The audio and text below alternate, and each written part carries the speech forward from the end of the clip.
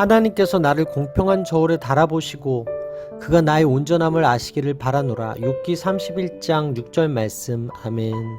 할렐루야. 오늘도 좋은 날입니다. 이용호 목사입니다. 오늘의 원포인트 묵상 본문은 욥기 31장 6절 말씀입니다. 욥은 하나님의 심판대 앞에서 자신의 의로움이 드러날 것을 확신합니다. 욥은 가정법 형태를 빌려 자신이 이제까지 다른 사람들을 향해 허위와 속임수를 사용한 적이 없다고 주장합니다. 다른 사람들에게 거짓을 행하거나 속이려고 한 적이 없다는 것입니다. 그는 만일 하나님이 자신을 공정한 저울에 달아보시면 자신의 온전함을 금방 알아채실 것이라고 자신하고 있습니다.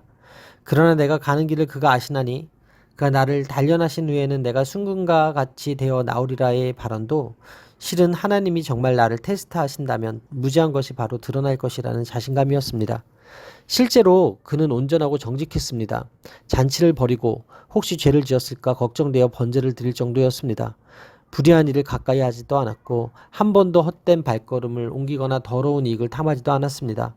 육체의 정욕을 채우려는 유혹도 이겨냈습니다. 욥은 죄악을 탐하는 자가 받을 심판이 무엇인지 마음 깊이 새겼습니다. 이 때문에 욥은 당연히 심판의 재앙을 면할 것이라 확신했는데 예상치 못한 큰 재앙을 당한 것입니다. 부정직한 저울에 대해서는 성경의 다른 곳에서도 언급되어 있습니다. 사실 고대 근동의 대상 무역에 대한 기록을 보면 상인들이 조금씩 속이는 일은 문제가 되지 않았습니다.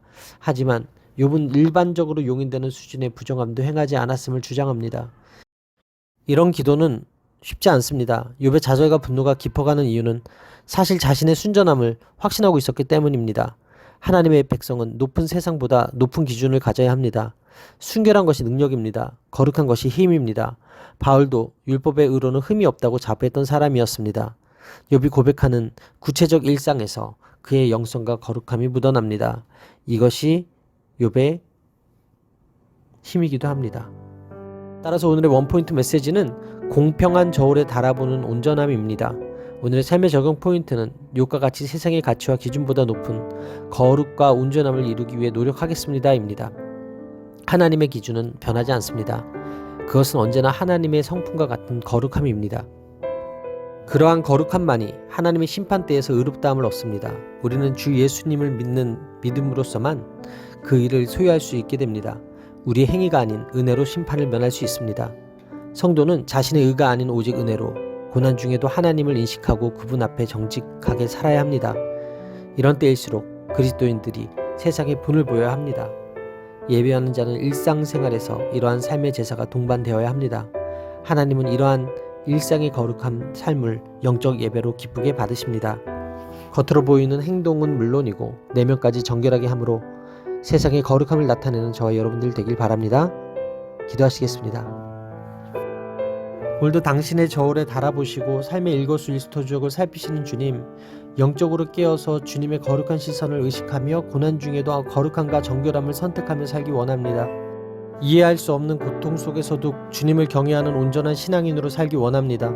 제 삶의 걸음이 진리의 길에서 벗어나지 않도록 주의하며 마음과 눈을 지켜 살게 하시고 작은 것이라도 나누며 사는 삶이 되게 하여 주옵소서. 이 모든 말씀 살아계신 예수 그리스도의 이름으로 기도합니다. 아멘. 족 부스사람 바라겔의 아들 엘리후가 화를 내니 그가 욥에게 화를 내면 욥이 하나님보다 자기가 의롭다 하며 욥기 32장 2절 말씀. 아멘. 할렐루야. 오늘도 좋은 날입니다. 이용호 목사입니다. 오늘의 원포인트 묵상 본문은 욥기 32장 2절 말씀입니다. 엘리후는 람 족속 부스 출신 사람으로 욥의 세 친구와 달리 아버지의 이름이 함께 소개됩니다. 엘리후의 아버지 바라겔은 부스 사람으로 아마 아브라함의 조카 부스의 후손이며 재미있는 것은 부스의 형은 우스인데 후에 우스 땅이란 이름을 낳게 한 인물일 수도 있다는 것입니다. 그는 욥과 친구들의 대화가 마무리된 이후에 등장한 인물로 이들 중 가장 젊습니다. 그가 욥과 어떤 관계가 있는지 성경에 명시되어 있지 않습니다. 분명한 것은 지금까지 욥과 친구들의 대화를 듣고 있었다는 사실입니다. 줄곧 대화 내용을 듣고 있었던 그는 욥은 물론이고 친구들을 향해서도 잘못을 지적하며 화를 냈습니다. 그는 욥과 친구들보다 어려서 이제까지 그들의 대화에 끼어들지 않았는데 그들의 대화가 어떤 결론도 내리지 못한 채 끝나버리자 그들에 대한 자신의 생각을 단호하게 말한 것입니다. 본문에 엘리후가 화를 냈다는 표현이 4번 나옵니다. 이는 욥이 자신이 무고하다는 주장을 굽히지 않고 세 친구 모두 그러한 욥을 상대로 제대로 된 논박을 펼치지 못했기 때문입니다. 욥은 자기 죄를 인정하기보다 하나님의 성품을 비방하기에 더 열심이었습니다. 또한 엘리후는 세 친구들에게도 화를 냈는데 그들이 합당한 증거 없이 욥을 정죄하였기 때문입니다. 이 언쟁들의 주된 내용은 바로 화입니다. 세 농객들은 욥에게 화를 냈고 욥은 그들과 하나님께 화를 내며 또 욥은 하나님께서 그에게 화를 내고 계심을 느끼고 있습니다. 그리고 이제 엘리후도 역시 극도로 화를 내고 있는 것입니다. 이후에 엘리후의 생각을 들어볼 수 있겠지만 그가 이렇게 화를 낼 만큼 그의 생각이 옳을지는 의문입니다. 엘리후는 전통적으로 하나님의 말씀을 준비시키고 이어주는 다리 역할을 하고 있습니다. 엘리후의 주장이 세 친구의 주장과 신학적으로 크게 차이가 나지 않지만 조금 다른 점이 있습니다. 세 친구는 욥의 고난의 원인을 집중하면서 그 원인을 욥의 죄라고 주장한 반면 엘리후는 고난의 원인보다 목적에 집중하였다는 것입니다. 욥이 고난을 통해 잘못을 깨닫고 바른 길로 가는 것이 하나님의 목적이기에 항의하지 말고 하나님의 교육 방법을 받아들이라는 것입니다. 엘리후 역시 다른 사람의 잘못을 지적하는 것으로 변론을 시작합니다. 우리는 이처럼 타인의 잘못을 너무나 잘 봅니다. 하지만 이런 태도로는 선을 이룰 수 없습니다. 따라서 오늘의 원포인트 메시지는 화를 내다입니다. 오늘의 삶의 적용 포인트는 나의 의로움에 취해 화를 내는 태도를 버리고 선을 이루는 태도로 살겠습니다입니다. 사람들은 각자 자신만의 의로움을 가지고 있습니다.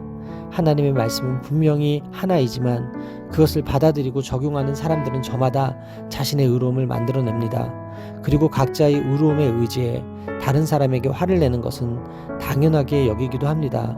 그래서 엘리후는 욥에게도 세 친구들에게도 화를 내고 있는 것입니다. 자신이 그들보다 옳다고 생각하기 때문입니다.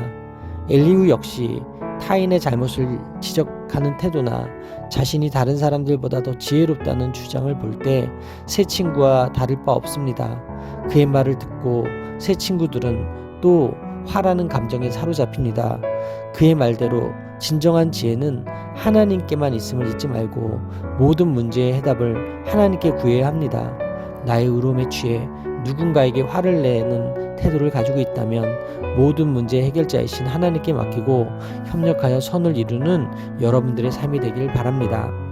기도하시겠습니다. 타인을 함부로 판단하거나 무심히 지나쳤던 제 악함을 회개합니다.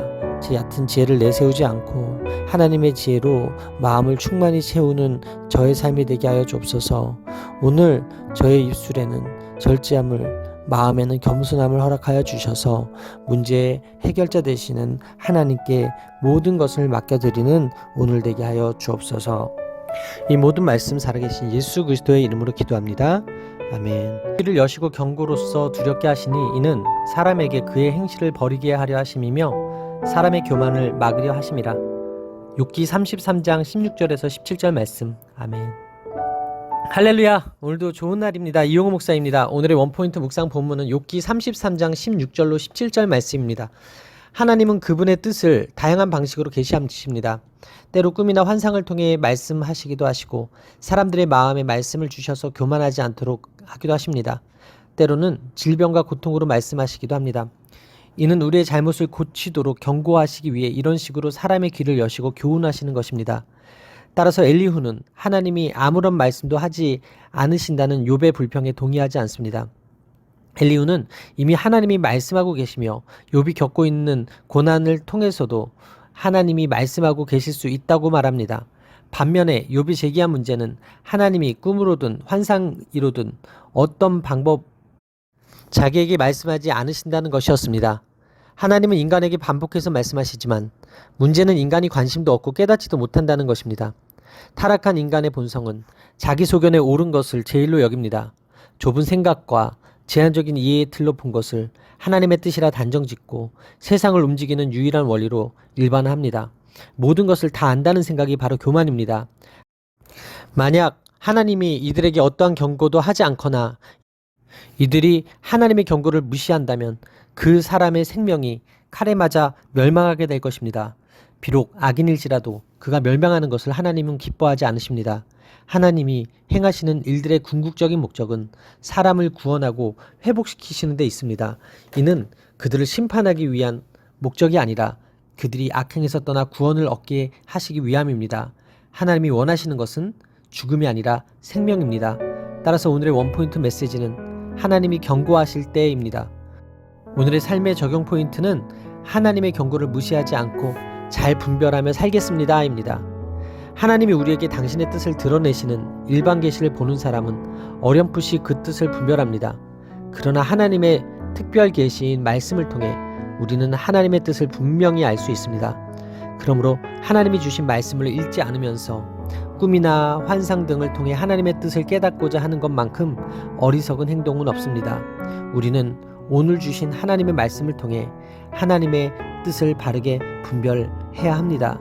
그럴 때 우리는 교만하지 않을 수 있습니다. 오늘도 주시는 하나님의 말씀을 통하여 바르게 분별하고 사는 여러분들의 삶이 되시기를 바랍니다. 기도하시겠습니다. 모든 상황 속에서 말씀하시는 하나님이 침묵하시는 것 같아도 하나님의 뜻과 계획이 있음을 믿습니다. 고난이 깊어지고 놓여진 상황이 이해되지 않을 때일수록 하나님의 음성을 바르게 분별할 수 있는 지혜와 통찰력을 허락하여 주옵소서. 오늘도 생명으로 회복하실 하나님의 신실한 계획을 신뢰합니다. 이 모든 말씀 살아계신 예수 그리스도의 이름으로 기도합니다. 아멘. 모든 육체가 다 함께 죽으며 사람은 흙으로 돌아가리라. 욥기 34장 15절 말씀. 아멘. 할렐루야. 오늘도 좋은 날입니다. 이용호 목사입니다. 오늘의 원포인트 묵상 본문은 욥기 34장 15절 말씀입니다. 이 땅에서 공의와 정의를 행하기 위해서는 혼돈을 야기하는 악을 제압할 힘과 능력이 필요합니다. 그렇기에 엘리후는 창조의 관점에서 하나님을 정의를 세우시는 분으로 언급한 후에 하나님의 정의를 이 땅에 실행하실 수 있는 능력이 있는 분임을 언급합니다. 창조주 하나님은 만물의 생사화복을 주관하시는 분이십니다. 하나님은 세상을 창조하셨을 뿐만 아니라 지금도 질서대로 통치하십니다. 세상에 하나님의 주권이 미치지 않는 곳이 없습니다. 하나님은 역사를 움직이시고 사람의 생명을 쥐고 계십니다. 그분이 영과 목숨을 거둬 가시면 모든 육체는 죽고 흙으로 돌아갑니다. 하나님이 만일 자기만 생각하시고 그 신과 기운을 거두신다면 인간의 생명은 끝날 것이라고 엘리후는 말합니다. 이는 하나님의 절대 주권입니다. 또한 의를 사랑하시는 하나님은 세상에서 아무리 강한 권력자라고 할지라도 차별 없이 의로운 판결을 내리십니다. 하나님이 그들을 외모로 판단하지 않으시는 것은 그들 모두 그분의 피조물이기 때문입니다. 이렇듯 창조주 하나님은 절대 주권을 가지고 세상을 완전한 정의로 통치하시는 분이십니다. 엘리후는 욥의 발언들을 듣고 그가 악하다고 판단합니다. 그가 생각하기에 욥의 말은 결코 용납될 수 없었습니다. 어떠한 경우에도 하나님이 절대로 악을 행하지 않으신다는 사실은 변하지 않은 진리이기 때문입니다.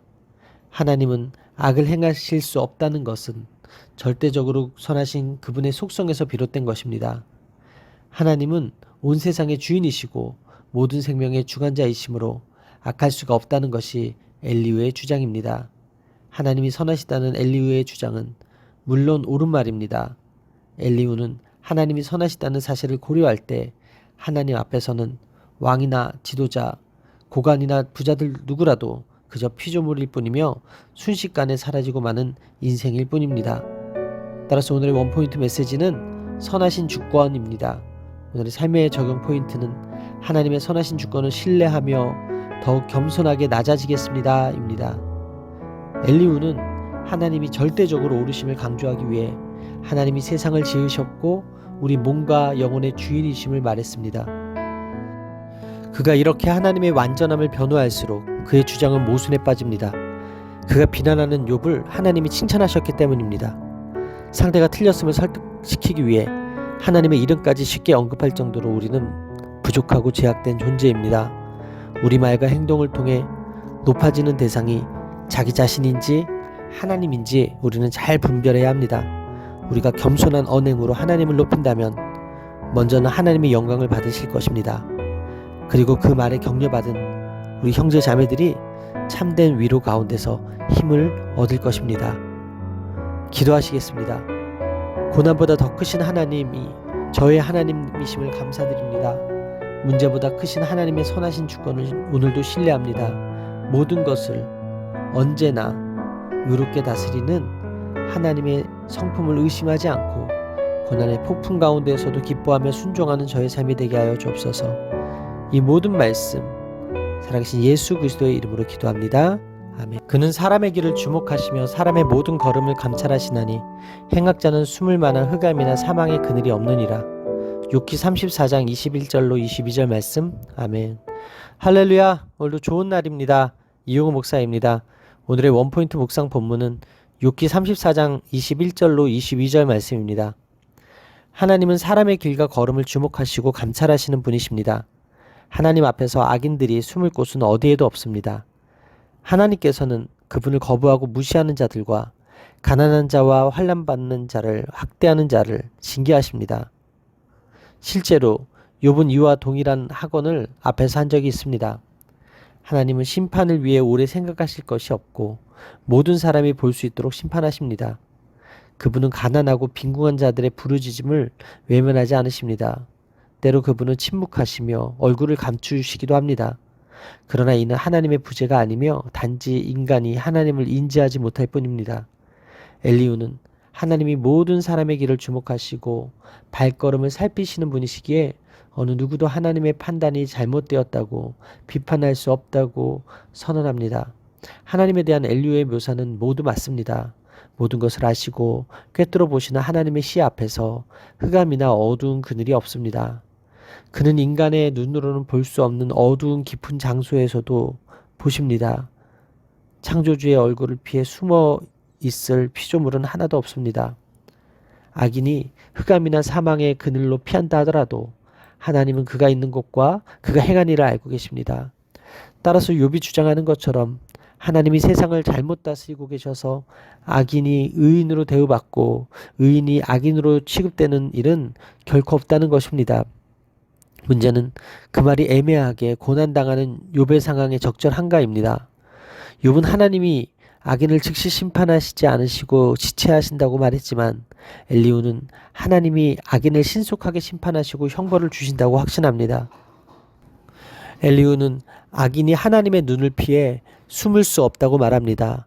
이 말 자체는 사실이지만 욥이 남들 모르게 죄를 지었다는 단정하는 말이기에 그 의도가 선하다고는 볼 수 없습니다. 큰 재앙을 당하는 것을 보니 악인이 분명하다는 말이기 때문입니다. 마치 욥이 죄인이라는 사실을 자신에게는 숨길 수 없다고 말하는 것과 같습니다. 따라서 오늘의 원포인트 메시지는 숨길 수 없다입니다. 오늘의 삶의 적용 포인트는 숨길 수 없는 죄를 회개하게 하고 다른 사람을 판단하고 정죄하는 죄를 짓지 않겠습니다입니다. 하나님은 어떤 사람이 악한지 선한지 판단하는데 많은 시간이 필요하지 않습니다. 다만 상대방이 당한 일을 근거로 그 사람이 선한지 악한지 선인인지 악인인지 단순히 평가하지 말아야 합니다. 오직 사람의 길을 주목하시는 하나님만이 그를 아십니다. 엘리후가 저질렀던 실수가 우리 사이에는 없었으면 좋겠습니다. 서로 사력 있게 배려하며 참된 겸손을 할 때 주님 안에서 아름다운 교제가 이루어질 것입니다. 기도하시겠습니다. 숨겨진 악인의 행실까지 찾아내어 심판하실 주님을 찬양합니다. 이해할 수 없고 끝난 것 같지 않은 고통의 시간에도 사람의 모든 걸음을 낱낱이 하시는 하나님, 숨길 수 없는 죄를 온전히 하나님 앞에 내려놓길 원합니다. 하나님보다 앞서 말하거나 행하지 않도록 저를 이끌어 주옵소서. 하나님의 선하신 섭리하심을 믿고 다른 사람을 판단하고 정죄하는 죄를 짓지 않는 저의 삶이 되게 하여 주옵소서. 이 모든 말씀 살아계신 예수 그리스도의 이름으로 기도합니다. 아멘. 그들이 악인의 교만으로 말미암아 거기서 부르짖으나 대답하는 자가 없음은. 욥기 35장 12절 말씀. 아멘.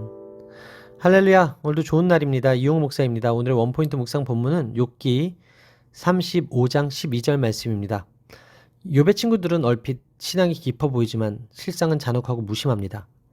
지를 자랑하지만 안타깝게도 어리석음을 드러낼 뿐입니다. 엘리후는 욥의 탄식을 자연인의 부르짖음으로 보고 악인의 교만을 보여준다고 인식합니다.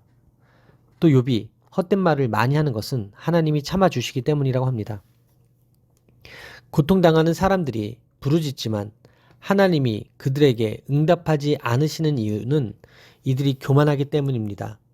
교만하다는 것은 자신을 최고로 생각하고 하나님을 인정하지 않는다는 의미입니다. 이들은 하나님을 찾아봤자 도움이 되지 않는다고 생각합니다.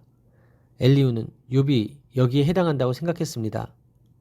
엘리후는 욥이 교만한 악인이기 때문에 하나님의 응답을 받지 못한다고 말합니다. 하지만 그의 생각과는 달리 욥은 온전하고 정직하여 하나님을 경외하는 사람이었습니다. 엘리후는 욥을 오해했습니다. 이러한 엘리후의 진술은 하나님의 긍휼하심을 간과한 것입니다. 욥은 하나님께서 악인을 결코 벌하지 않을 것이라고 말하지 않았기 때문입니다. 욥은 악인들이 비록 이 생에서 벌을 받지 않더라도 죽어서 하나님의 심판을 받을 것이라고 말했습니다. 고통 가운데 하나님을 찾는 의인들은 분명히 있습니다. 따라서 악인의 교만이나 압제 때문에 고통스러워하는 사람들의 기도는 헛되며 그런 헛된 기도는 하나님이 듣지 않으신다는 엘리후의 주장은 지나친 면이 있습니다. 하나님은 세상의 악으로 인해 신음하는 사람들의 기도를 들으시는 분이십니다. 따라서 오늘의 원포인트 메시지는 엘리후의 오해입니다. 오늘의 삶의 적용 포인트는 내 기준으로 이웃을 판단하지 않고 정죄하지 않겠습니다. 공의의 하나님 앞에서 오늘도 겸손하겠습니다. 입니다. 현대의 과거 지혜자들이 답을 찾지 못한 문제에 대해 답을 가지고 있는 양 자신하며 교만한 태도로 일관하는 어리석은 자들이 있습니다. 우리는 때론 고난이나 형통의 이유를 죄나 선행의 결과로 단정짓지만 이는 섣부른 판단입니다. 눈에 보이는 것은 전부가 아닙니다. 형제 자매를 판단하는 것은 우리 권한 밖의 일입니다. 우리는 어리석은 가르침을 잘 분별하는 능력을 갖추어야 합니다. 우리 짧은 생각으로는 하나님의 신비를 이해할 수 없음을 인정하고 겸손해야 합니다. 판단의 주권은 오직 하나님께 있습니다. 오늘도 내 기준으로 이웃을 판단하고 정죄하는 것이 아니라 공의의 하나님 앞에서 겸손하여져 하나님께 영광 돌리는 여러분들의 삶이 되기를 바랍니다. 기도하시겠습니다. 공의의 하나님을 찬양합니다. 죄의와 생각에 사로잡혀 하나님을 원망하거나 지체를 비난하는 어리석음을 범하지 않길 원합니다. 서로의 연약함을 인정하며 지체에 대한 정죄의 시선을 거두고 하나님의 선하신 계획을 함께 구하며 살게 하여 주옵소서. 오늘 하루도 하나님 앞에서 겸손하여져 하나님께 영광을 돌리는 삶이 되길 원하오니 주님 함께하여 주옵소서. 이 모든 말씀 살아계신 예수 그리스도의 이름으로 기도합니다. 아멘. 만일 그들이 순종하여 섬기면 형통한 날을 보내며 즐거운 해를 지낼 것이요 만일 그들이 순종하지 아니하면 칼에 망하며 지식 없이 죽을 것이니라. 욥기 36장 11절에서 12절 말씀. 아멘. 할렐루야. 오늘도 좋은 날입니다. 이용호 목사입니다. 오늘의 원포인트 묵상 본문은 욥기 36장 11절에서 12절 말씀입니다. 한때 의인이었던 사람들이 잘못을 하고 하나님의 심판을 받는다면 이들이 보이는 반응의 결과는 두 가지입니다. 자신의 잘못을 깨닫고 돌이켜 다시 복된 삶을 살아가는 사람들이 있고 반대로 하나님의 경고에 순종하지 아니하고 멸망으로 들어서는 사람들이 있습니다. 엘리후는 하나님의 주권과 인자하심과 지혜를 언급한 후 악인과 의인에 대한 그분의 통치 방식을 말합니다. 역경의 불 속에서는 두 가지 반응이 가능합니다. 첫째, 긍정적인 반응입니다. 어떤 사람은 유순하여 회개하고 하나님께 순종할 태도가 되어 있을 수 있습니다. 만일 그들이 청종하여 섬기면 형통함과 만족을 누릴 것입니다. 다시 말해서 하나님이 그들의 순종을 보상하시고 그들을 축복하실 것입니다. 둘째, 부정적인 반응이 있을 수 있습니다. 만일 그들이 하나님께 청종하지 아니하고 불순종하면 하나님의 심판으로 망할 것입니다. 그들은 이 시련을 통해 얻었어야 할 지식도 없이 죽게 될 것입니다. 즉 엘리후는 욥이 자기 말을 들으면 반영하고 장수하겠지만 그렇지 않으면 남창들처럼 일찍 죽을 것이라고 합니다.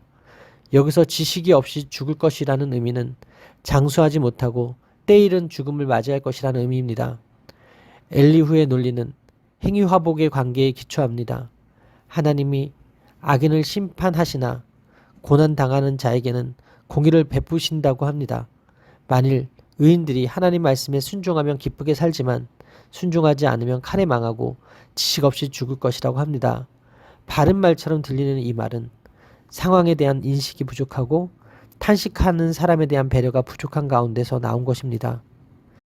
이는 욥이 의인이 아닌 불순종한 죄인이라는 전제에서 하는 말입니다. 따라서 오늘의 원포인트 메시지는 옳지만 아픈 말입니다. 오늘의 삶의 적용 포인트는 옳지만 아픈 말을 하지 않고 하나님의 마음으로 이웃을 품고 기다리겠습니다 입니다. 엘리후는 욥이 고난을 통해 더 이상 교만해지지 않고 자신을 돌아보며 죄에서 돌이킨다면 하나님의 자비를 경험할 것이라고 충고합니다. 이런 모욕과 협박이 어디 있습니까? 이런 말이 가능한 이유는 역시 하나님을 위하여 하나님 대신 한 수 가르쳐 주겠다는 교만한 마음 때문이었을 것입니다. 그래서 그리스도인들은 서로 상처를 잘 줍니다. 옳지만 아픈 말이 서로에게 아픔이 될 수 있습니다.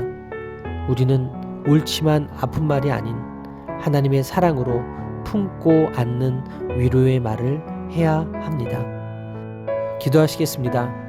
경건한 사람이라 해도 환난 속에서 고통을 겪을 수 있음을 봅니다. 아픈 사람에게 정죄하는 것이 아니라 위로와 격려로 세울 수 있는 저의 모습이 되기를 원합니다. 엘리후처럼 자기 의를 드러내고 정죄하는 것이 아니라 고난과 아픔 가운데 있는 이웃에게 위로와 격려를 전하는 저의 삶이 되게 하여 주시고 저의 입술이 되게 하여 주옵소서. 이 모든 말씀 살아계신 예수 그리스도의 이름으로 기도합니다. 아멘. 하나님이 이런 것들에 명령하셔서 그 구름의 번개로 번쩍거리게 하시는 것을 그대가 아느냐. 욥기 37장 15절 말씀. 아멘.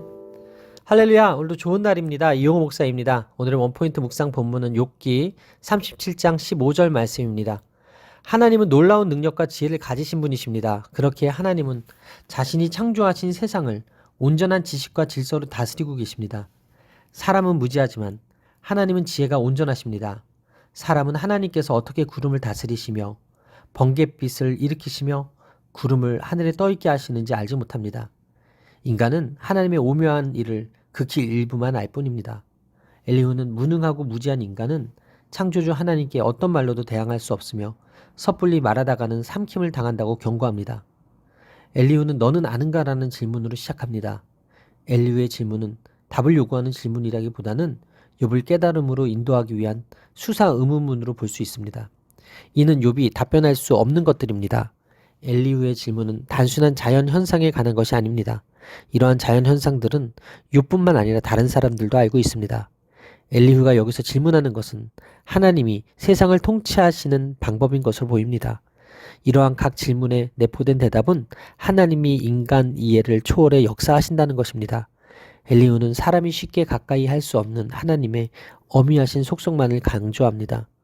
그는 정작 욥의 문제가 무엇인지 제대로 알지 못할 뿐 아니라 전혀 새롭지 않은 내용을 마치 새로운 지식인 양 설명하고 분명하지 않은 것을 분명한 지식인 것처럼 주장하는 어리석은 태도에서 벗어나지 못하고 있습니다.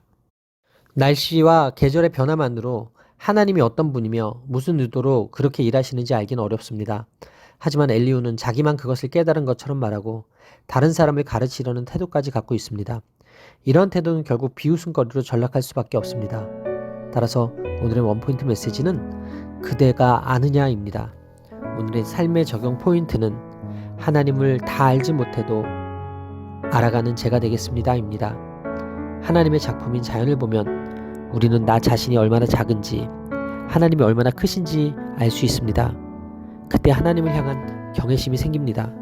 하나님의 역사에 놀라지 않고 하나님을 두려워하지 않는 사람은 하나님을 모르는 사람입니다.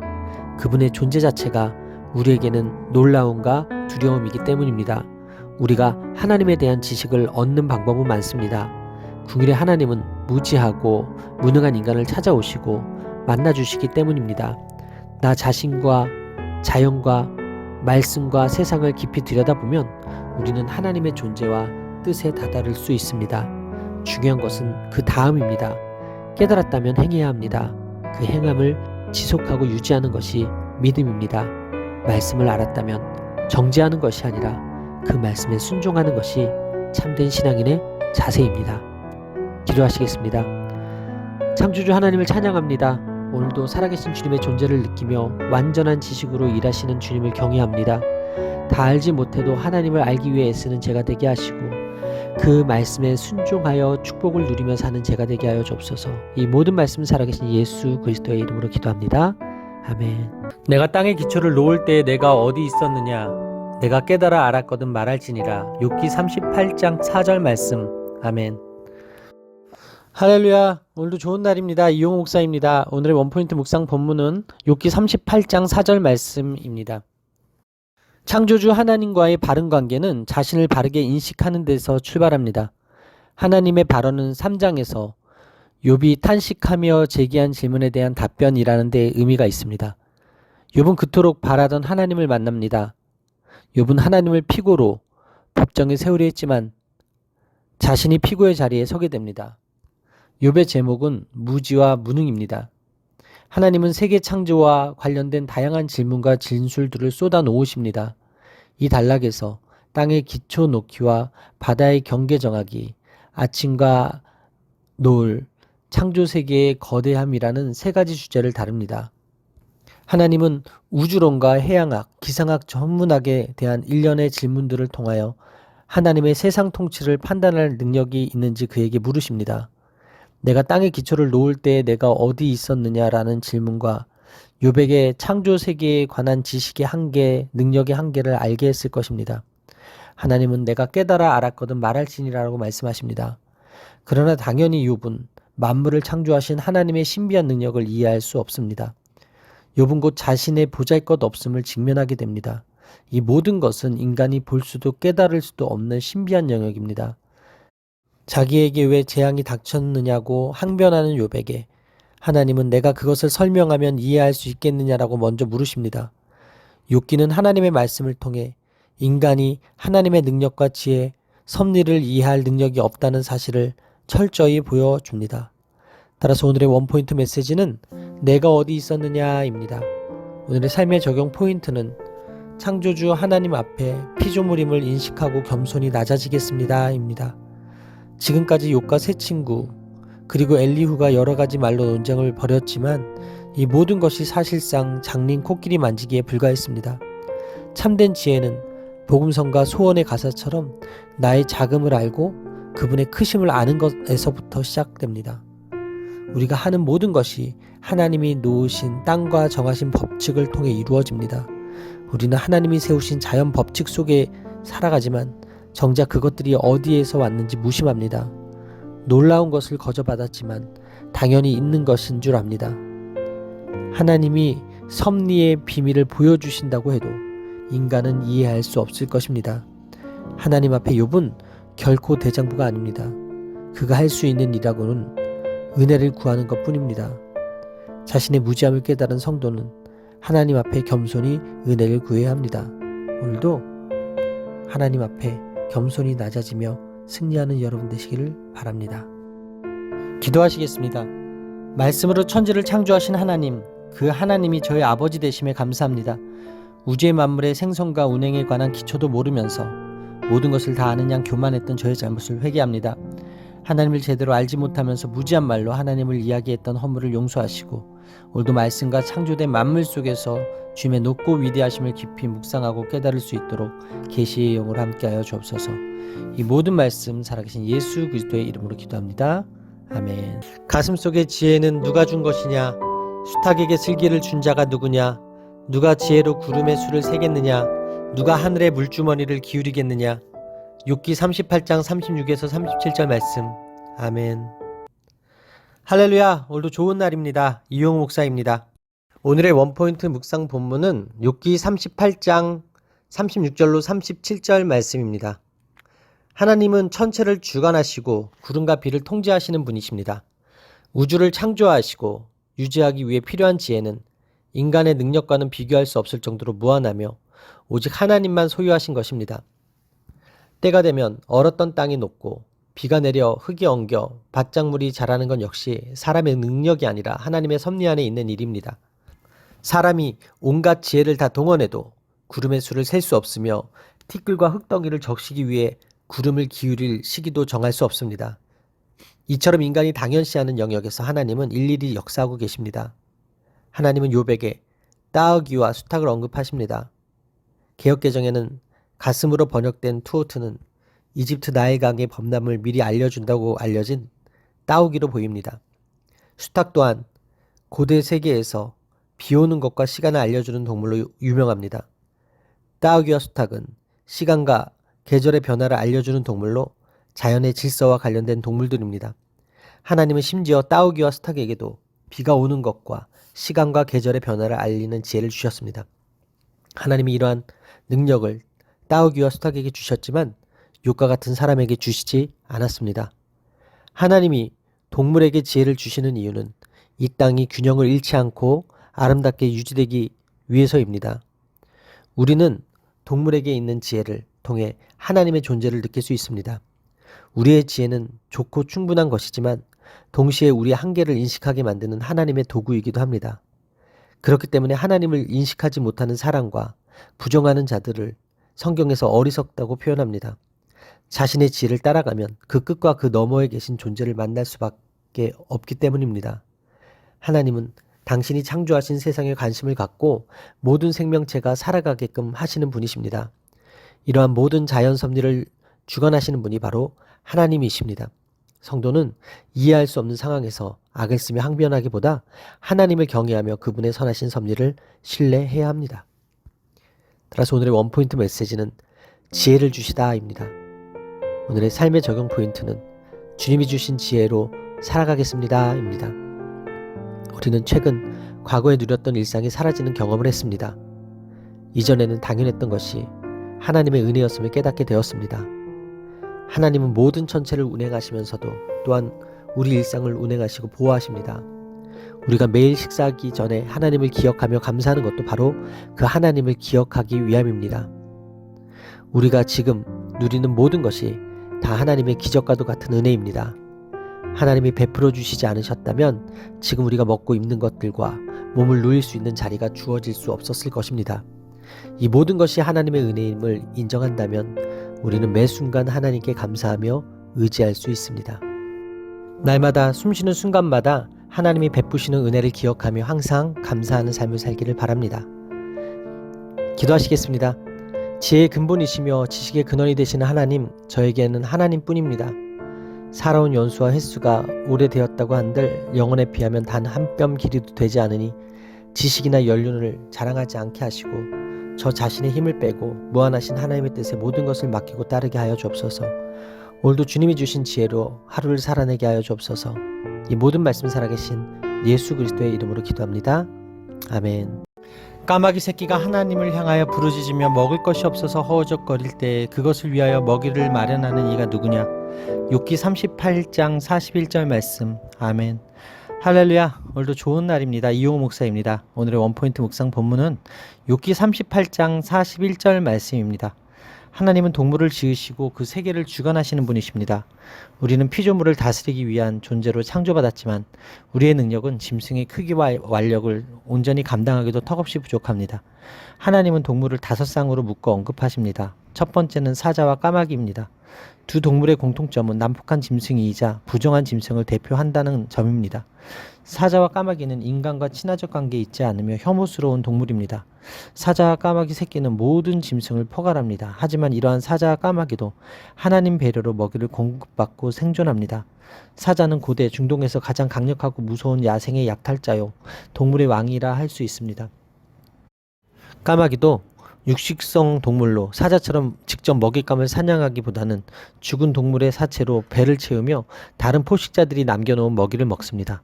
황폐하고 거친 지역에 사는 까마귀는 부정한 동물에 속합니다. 하나님은 까마귀 새끼가 먹을 것이 없어 허우적거릴 때 먹이를 마련해 주는 이가 누구냐고 욥에게 물으십니다.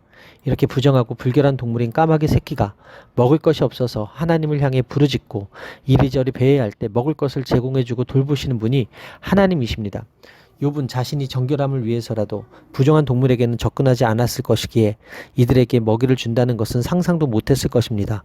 그는 종종 어미를 잊어버리는 까마귀 새끼에게 먹을 것을 줄 수도 없습니다. 결국 욥은 이 야생 왕국의 양육자가 될 수 없다는 것입니다.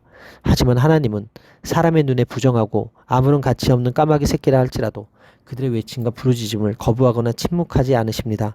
하나님은 욥이 생각하듯 자비심도 없는 냉정한 분이 아니라 아무 가치도 없어 보이고 심지어 부정한 동물로 간주되는 까마귀 새끼까지 먹이고 돌보시는 자비로운 분이십니다.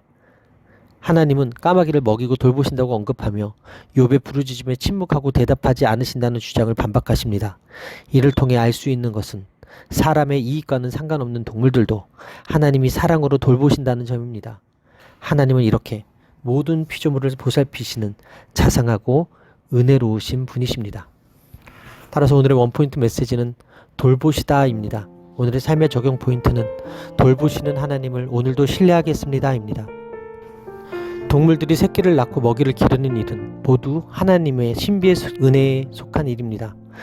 욥이 얻은 자녀들, 그가 즐기던 잔치와 산의 진미, 그리고 그가 기르던 수천 마리의 가축도 모두 하나님의 주신 은혜의 선물이었습니다. 주신 이유를 모른 채 은혜로 받아 누리던 것들이라면 거두어 가신 이유를 알지 못해도 불평하지 말아야 합니다.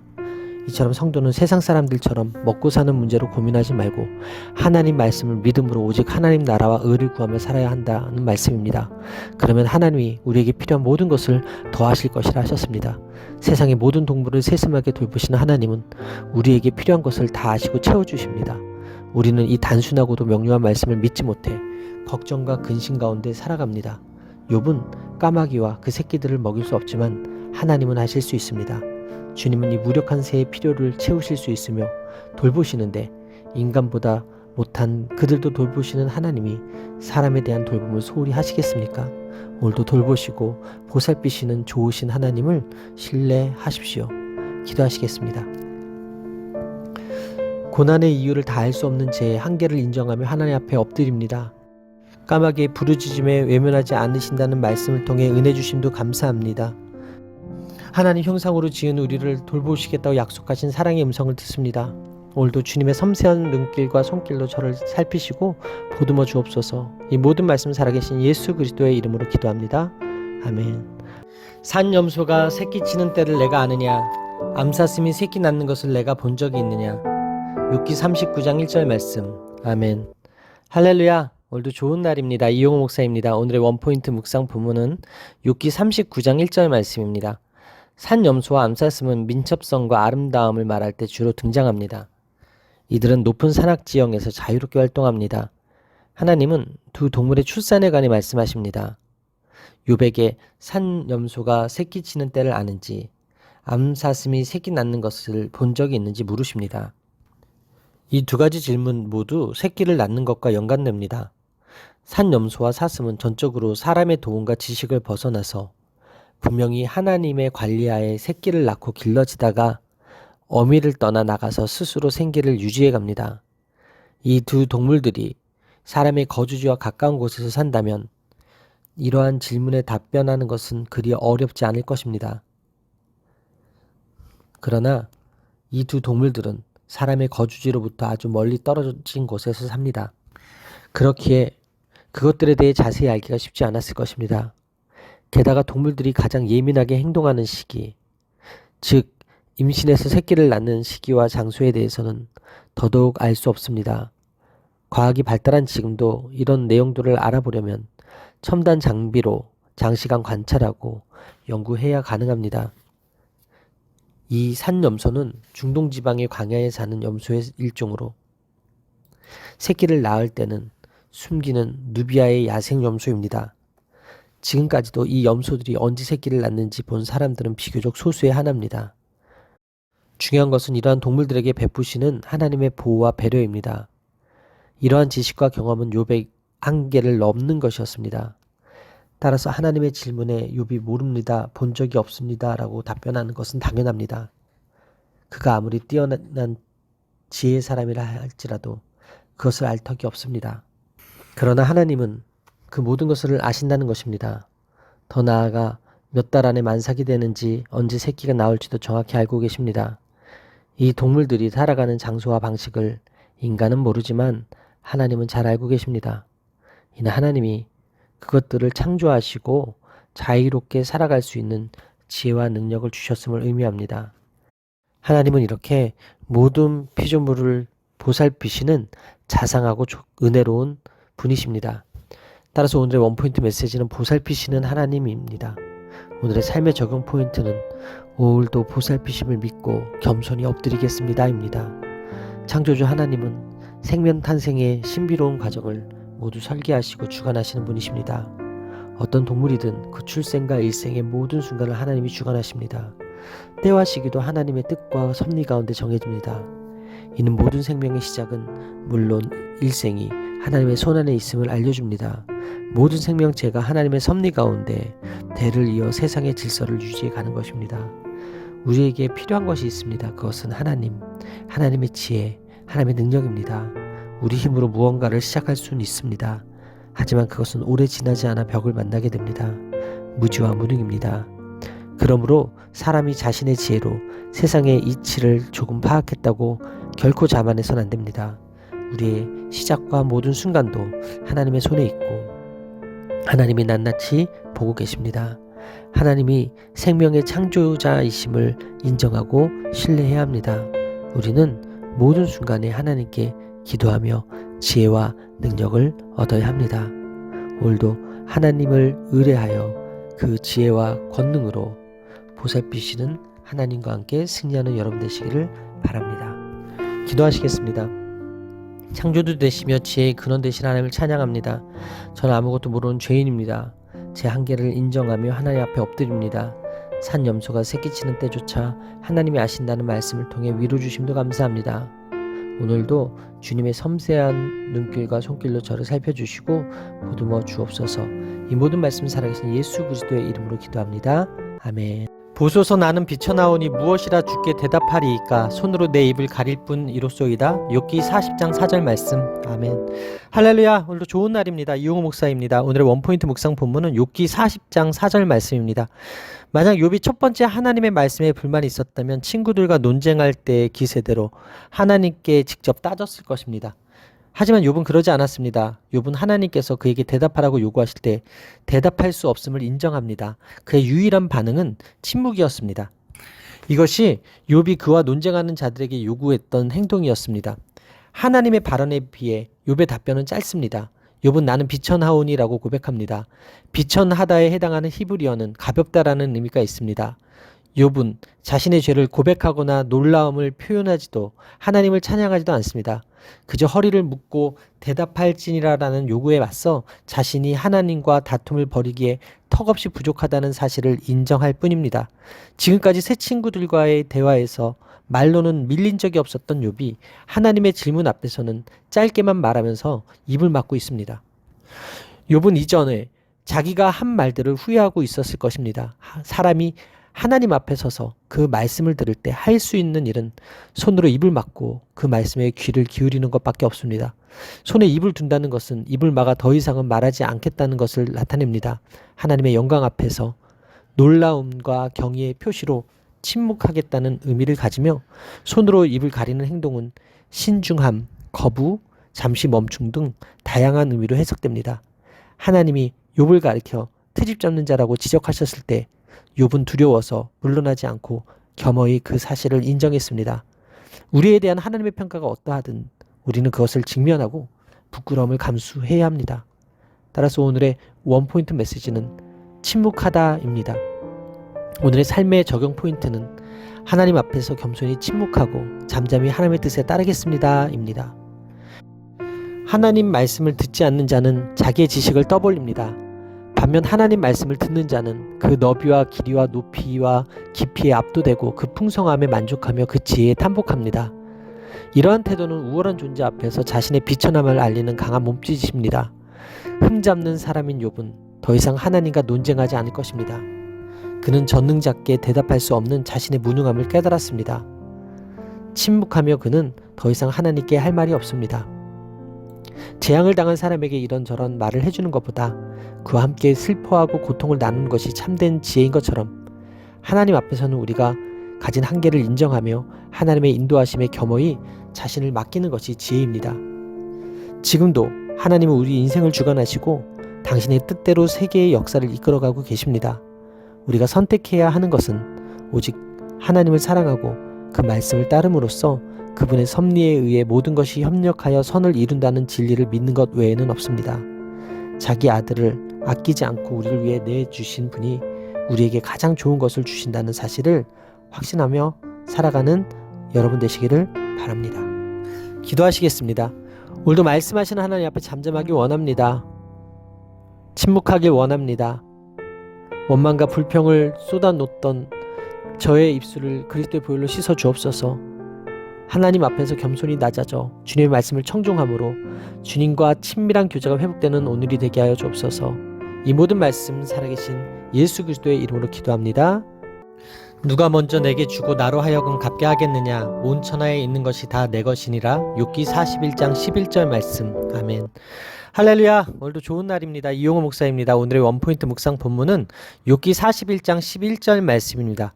인간이 어떤 것도 하나님께 먼저 드리고 그 대가를 받을 것이 없습니다. 즉 욥이 하나님 앞에서 불평했던 나는 하나님께 이렇게 했는데 왜 하나님은 내게 이것밖에 안 주십니까? 라는 항변은 그 자체로 말이 안 됩니다. 인간은 하나님께 드릴 수 있는 것이 없고 하나님은 인간에게서 무엇인가를 받으셔야 할 필요가 없습니다. 하나님은 모든 것을 소유하셨기 때문입니다. 리워야단은 구약 성경뿐만 아니라 고대 근동에서 잘 알려져 있고 더 위협적인 동물로 혼돈의 힘을 상징합니다. 현실에 존재하는 동물로서는 악어에 가장 가깝습니다. 리워야단도 하나님의 피조물이기에 하나님께 감히 대항할 수 없습니다. 하나님만이 온 세상의 창조주로서 리워야단과 같은 괴수를 제압하실 수 있습니다. 아무리 강한 존재라도 그것은 하나님 앞에서 아무것도 아닙니다. 힘과 능과 부에서 어떤 것도 하나님과 감히 견줄 수 없습니다. 그런데 우리는 너무나 어이없게도 하나님과 비교합니다. 여기에 모순이 있습니다. 우리는 세상의 괴물에 대해서는 겁먹고 복종하지만 하나님을 두려워하거나 온전히 하나님의 뜻을 따르려 하지 않습니다. 하나님이 세상 가운데 리워야단 같은 존재를 두신 이유는 그것을 초월해서 계시는 하나님의 존재와 크기를 보여주시기 위함이기도 합니다. 하나님은 우리가 가장 두려워하는 그 어떤 것보다 크고 능하신 하나님이십니다. 이는 욥이 처음에 재앙을 만났을 때도 주신 이도 야훼시오 거두신 이도 야훼시오니라고 고백했던 것과 맥을 같이 합니다. 하나님은 이 말씀을 통해 욥에게 처음 고백했던 그 신앙으로 온전히 돌아갈 것을 요구하십니다. 하나님과 관계에서 우리가 명심해야 할 것이 바로 이것입니다. 우리는 주님께 무엇을 요구할 권리도 자격도 없습니다. 우리 기도는 단지 주님이 우리를 불쌍히 여겨주시기를 기대하고 간청하는 일일 뿐입니다. 따라서 오늘의 원포인트 메시지는 다 내 것이니라 입니다. 오늘의 삶의 적용 포인트는 약할 때 강함 되시는 주님 앞에 더욱 겸손히 낮아지겠습니다 입니다. 주님이 우리를 위해서 스스로 낮아지시고 우리 가운데 오시는 은혜를 베푸셨지만 하나님은 우리가 만만히 볼 수 있는 분이 아닙니다. 하나님은 우리를 사랑하시고 언제나 기도를 들어주시는 분이라는 생각만 할 뿐 그분이 얼마나 어미하신 분인지 인식하지 못하는 경우가 있습니다. 그래서 혹시라도 기도가 응답되지 않거나 조그마한 어려움이라도 생기면 함부로 하나님을 원망하고 불평하고 의심하는 것입니다. 물론 이 땅에 아직도 혼돈의 세력들은 여전히 존재하며 우리의 생존을 위협하고 있습니다. 우리의 삶에는 여전히 고난과 고통이 따릅니다. 비록 하나님이 악을 다 없애지 않으셨지만 리워야단의 예가 보여주듯이 하나님은 악을 통제하시고 제어하심으로써 여전히 이 땅에서 하나님의 법이 실행되도록 하십니다. 하지만 하나님은 부유하고 강력한 것으로 세상을 바꾸지 않으십니다. 예수님의 마음과 모순으로 기꺼이 낮아지고 누추해지는 자들로 하나님의 나라를 만들어 가십니다. 하나님을 향한 경외심을 회복합시다. 일방적인 은혜를 베푸시는 하나님께 감사하며 높아졌던 마음을 버리고 약할 때 강함 되시는 주님 앞에 겸손히 무릎 꿇는 저와 여러분들의 삶이 되기를 바랍니다. 기도하시겠습니다. 세상에서 가장 강하다는 리워야단도 하나님의 손안에 있음을 말씀을 통해 깨닫게 하시니 감사합니다. 제 힘과 능력으로는 도저히 어찌할 수 없는 세력을 두려워하던 마음이 사라지게 도와주옵소서. 그것까지도 능히 제어하시는 통치자 하나님 앞에 겸손히 경외함으로 낮아지는 저의 삶이 되게 하여 주옵소서. 이 모든 말씀 살아계신 예수 그리스도의 이름으로 기도합니다. 아멘. 내가 주께 대하여 귀로 듣기만 하였사오나 이제는 눈으로 주를 배움나이다. 욥기 42장 5절 말씀. 아멘. 할렐루야. 오늘도 좋은 날입니다. 이용호 목사입니다. 오늘의 원포인트 묵상 본문은 욥기 42장 5절 말씀입니다. 욥은 하나님과의 만남과 대화를 통해 세상과 하나님과 인간에 대한 새로운 지식을 얻게 되었습니다.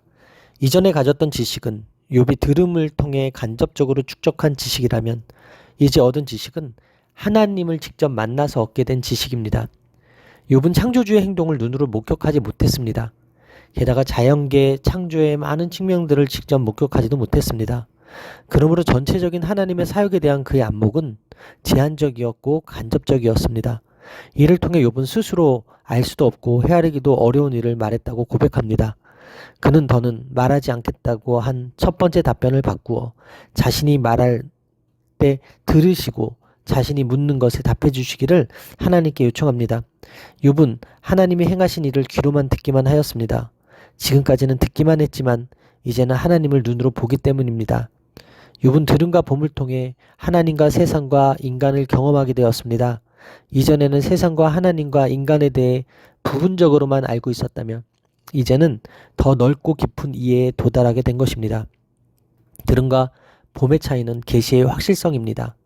두 번의 하나님 발언을 통해 욥은 하나님을 만나고 그분의 응답을 경험하며 그분을 보게 된 것입니다.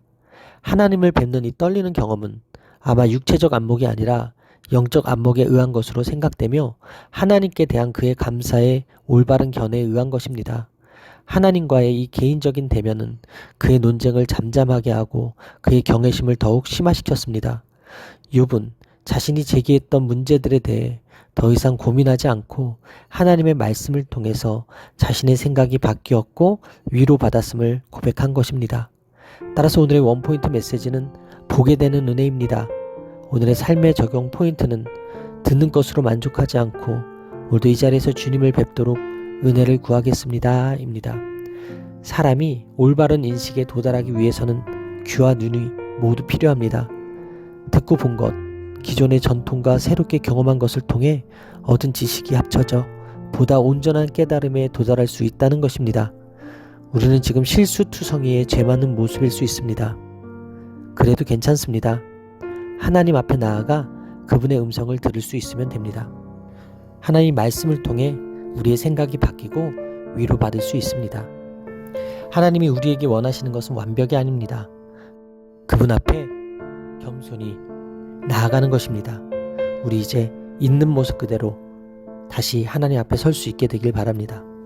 귀로만 듣던 하나님을 눈으로 선명하게 보는 은혜가 오늘 여러분들에게 있을 것입니다. 기도하시겠습니다. 우주의 먼지보다 작고 보잘것없는 저를 사랑하여 주셔서 구원해 주심에 감사드립니다.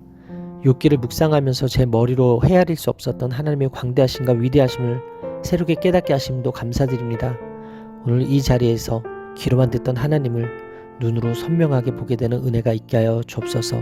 주님을 만남으로 인하여 나의 생각과 나의 인생이 바뀌는 역사가 있게 하여 주옵소서. 이 모든 말씀 살아계신 예수 그리스도의 이름으로 기도합니다. 아멘. 욥이 그의 친구들을 위하여 기도할 때 야훼께서 욥의 공경을 돌이키시고 야훼께서 욥에게 이전 모든 소유보다 갑절이나 주신지라. 욥기 42장 10절 말씀. 아멘. 할렐루야. 오늘도 좋은 날입니다. 이용호 목사입니다. 오늘의 원포인트 묵상 본문은 욥기 42장 10절 말씀입니다. 욥의 회복에는 행복한 결말 이상의 메시지가 있습니다. 첫째, 중보자의 삶을 보여줍니다. 욥이 친구들을 위해 기도하자 하나님은 욥을 공경에서 돌이키시고 갑절의 복을 주십니다. 둘째, 관계 회복이 물질 회복에 우선합니다. 형제 자매와 지인들이 그를 찾아와 위로한 일은 하나님의 종으로서의 명예 회복과 더불어 이웃과의 관계 회복을 의미합니다. 셋째, 아들뿐 아니라 딸에게도 동등한 기업을 나누어 주었는데 이는 양성평등을 실천하는 모습입니다. 욥은 하나님의 은혜로 회복되었습니다. 욥의 삶은 단순한 회복에 그치지 않고 완전히 변화되었습니다. 그 회복의 정점에는 용서가 있었습니다. 욥은 하나님의 말씀에 따라 친구들을 위해 기도했고 하나님은 욥을 기쁘게 받으셨습니다. 이로써 욥과 친구들의 긴 논쟁이 종식되고 예전의 친밀한 관계로 돌아오게 됩니다. 어찌 보면 회개와 용서는 동전의 양면과 같습니다. 그들은 함께 있어야 합니다. 10달란트 빚진 자가 받은 엄청난 은혜는 자기에게 100데나리온을 빚진 자를 마땅히 용서하는 것으로 이어져야 합니다. 우리에게 임한 하나님의 은혜는 세상이 생각할 수 없는 용납으로 우리를 인도합니다. 하나님의 초월성에 대한 욥의 통찰력과 이어지는 회개는 욥 자신이 용서받은 것과 새 친구를 위해 중보하는 일을 가능하게 만들었습니다. 그들을 용서하는 욥의 마음은 하나님께서 그들을 축복하시도록 길을 열어주었습니다. 하나님은 욥의 운명을 바꿔주셨습니다. 이제 욥은 더 이상 자신의 운명에 대해 탄식할 필요가 없습니다. 하나님은 욥의 모든 관계와 그의 운명뿐만 아니라 그가 소유했던 재산에도 복을 주셨습니다. 욥은 이전보다 갑절의 복을 받게 되었습니다. 이처럼 재앙이 무엇 때문에 왔는가에 대한 판단이 아니라 함께 울고 위로하고 도움으로써, 또 자기를 괴롭힌 사람에 대한 복수가 아니라 용서를 통하여 뒤틀린 모든 것이 바로잡히고 참된 풍요가 회복될 수 있습니다. 따라서 오늘의 원포인트 메시지는 회복을 위한 용서입니다. 오늘 삶의 적용 포인트는 먼저 용서하고 손 내밀며 그를 위해 기도하겠습니다입니다. 욥이 세 친구를 용서하고 그들을 위해 기도했을 때 놀라운 회복의 역사가 일어났습니다. 자신을 십자가에서 못 박고 조롱한 자들을 용서하시고 그들을 위해 기도하신 예수님은 구원의 역사를 이루셨습니다. 우리도 고난 가운데 인내하며 복수보다 용서를, 판단보다는 공감을 통해 모든 것을 회복시키시고 구원하시는 하나님의 역사를 맛보아야 합니다. 하나님은 복을 주시는 분이십니다. 복을 주시는 분께 복을 달라고 구하는 것은 잘못이 아닙니다. 하지만 그 복과 은혜를 받기 위해 우리에게 필요한 것이 있음을 잊어서는 안 됩니다. 하나님의 목적은 물질의 복이 아닌 우리 영혼을 온전히 회복시키는 것에 있음을 기억해야 합니다. 판단보다는 공감을, 복수보다는 용서를 선택함으로 하나님이 베푸시는 참된 풍요의 복을 누리시길 바랍니다. 기도하시겠습니다. 욥의 회개와 중보 기도를 들으시고 그의 명예와 관계와 일상을 회복해 주신 하나님을 찬양합니다. 오늘 저의 삶을 통하여 영광 받으시고 새 일을 행하시고 모든 눈물을 닦아주실 하나님을 바라보며 소망함으로 새 날을 맞이하게 하여 주옵소서. 먼저 용서하고 먼저 손 내밀어 갑절의 복을 받은 욥과 같은 인생을 살게 하여 주옵소서. 이 모든 말씀 살아계신 예수 그리스도의 이름으로 기도합니다. 아멘. 할렐루야. 오늘도 최고의 복을 받았습니다.